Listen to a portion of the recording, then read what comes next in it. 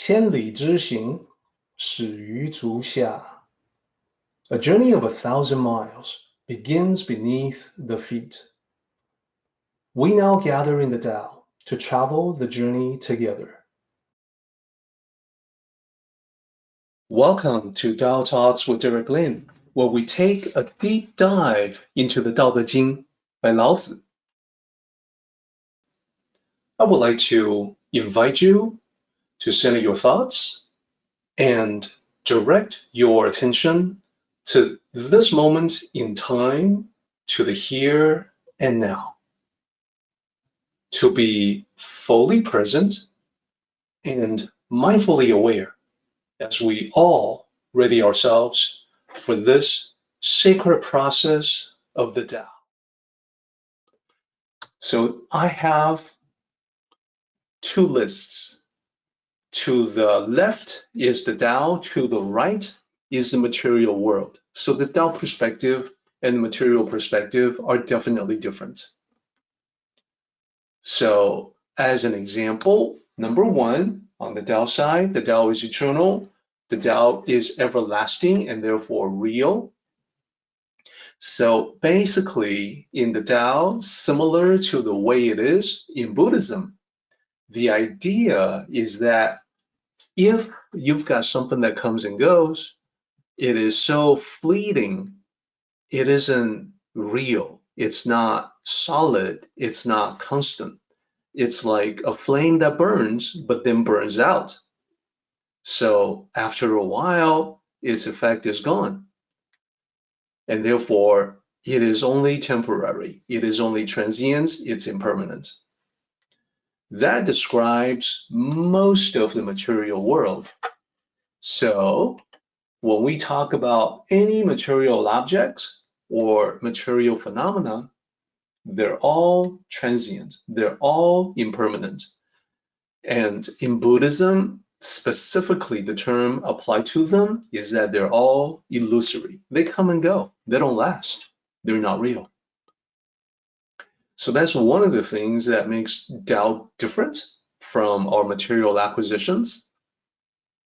The other thing that we experience when we follow the Tao is the happiness of the Tao takes on the eternal characteristic of the Tao. So it's constant, it's lasting, it's something that doesn't leave, it just stays with you.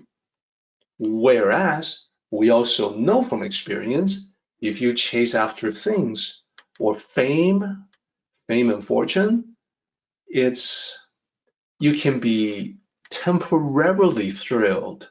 If you get something, if you buy a nice gadget, it can be momentarily something that brings you a lot of joy, but then after a while, it just fades.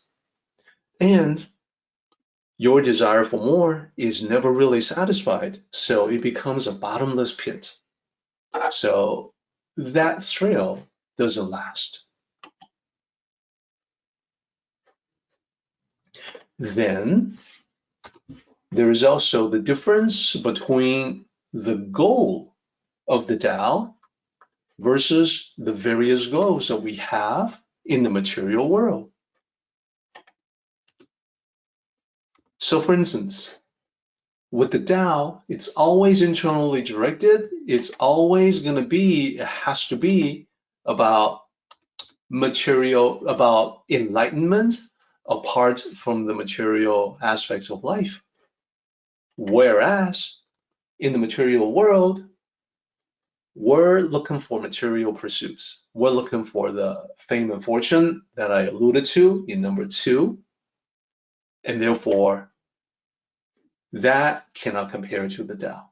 So all of these so far on the right cannot compare to anything on the left. And there's more. When we talk about the Tao, we're talking about living life with meaning, and meaning is purpose. It is meaning with intention, with an idea of what it is that you want. And as far as the material world, that perspective would be letting life go to waste, because everything above this point, number 1, 2, and 3, those do not contribute to the meaning. Now, when we internally direct ourselves to pursue the Tao, we transform the self. And you know this if you have kept yourself on the path for an extended period of time, you find yourself changing for the better. You may not notice at first because the changes are gradual and imperceptible.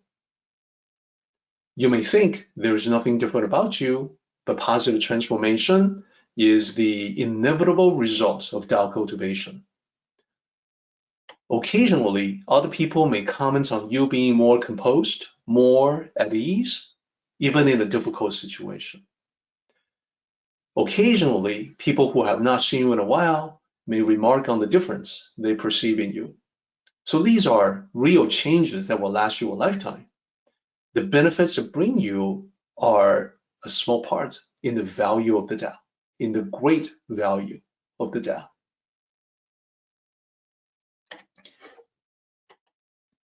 So transforming the self being dynamic, that's on the Tao side.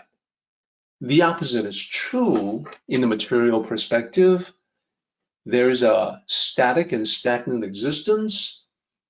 The material acquisitions don't really make you happy. And one is truly happy. I think everybody has this experience. When you're learning something new, when you're bettering yourself, that's when you've got real joy. And that's on the left-hand side. So just a few more. Connecting with people. Another way to see the value of the Tao is to remember what happens when you connect with kindred spirits, other people who see life the same way, who are aware of the Tao. And this may be an old friend. This may be someone you have just met. Either way, when you establish rapport with this other individual, you can feel spiritual energies harmonizing with someone else. When you talk to that person, hours may go by as the conversation flows. When you're finally done, you're surprised by the amount of time that has passed. And that is all part of the Tao. It's related to the Tao. It's effortless, it's eternal, it's timeless. So that's another way to see the value of the Tao. That's the reason why the Tao emphasizes people and the material perspective emphasizes things. The accumulation, the addition of even more than what you had before. And finally, I want to also talk about connecting with the truth. So what happens when you connect with the truth? One way to see the value of the Tao is to recall that moment in time when you connect with the great truth.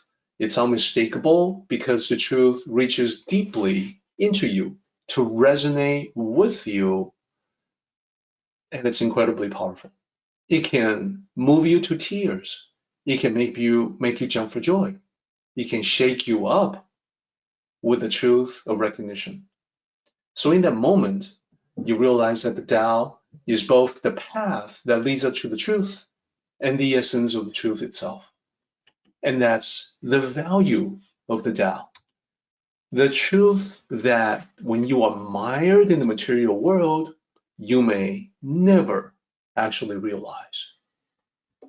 So all of these are different ways to help us answer the question posed by Lao Tzu.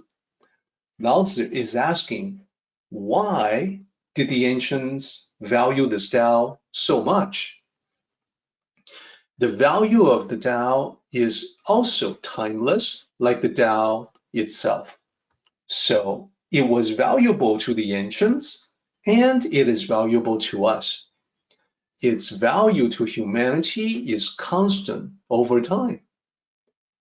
And I would suggest that as we live our everyday lives, you can glimpse this value when there's a moment of gratitude. Like when you notice and appreciate cool little things in life. And it's the little things in life that are your favorite things in life. You may glimpse the value of the Tao when you have an epiphany. An epiphany is the moment when the light bulb comes on. It's the aha. Oh, I just figured something out. I just figured out, especially another piece of the puzzle called life and enlightenment. That's when you glimpse the value of the Tao. Now, that may not happen very much. It's a rare experience to have an epiphany, but more common is the next one, connecting with kids, quality time with kids. This is a way for us to get reacquainted with an elemental part of ourselves. The part of ourselves that is always there, that is pure, that is so good and so incredibly basic and joyous. Kids remind us of that, and we can learn something from them, or more accurately, we can rediscover something that we have always known by connecting with them. So I think everybody has had that experience. It is something to treasure.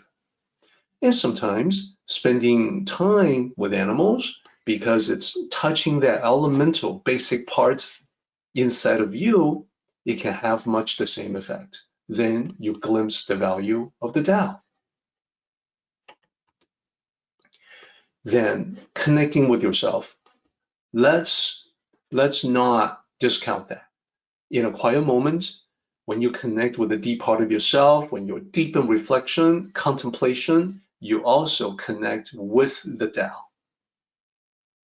And that is a powerful experience all by itself. That's how you see that you are in contact with the value of the Tao.